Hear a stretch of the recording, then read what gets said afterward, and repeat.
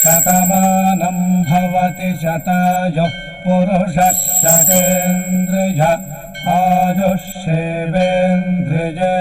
ప్రతిష్టతి.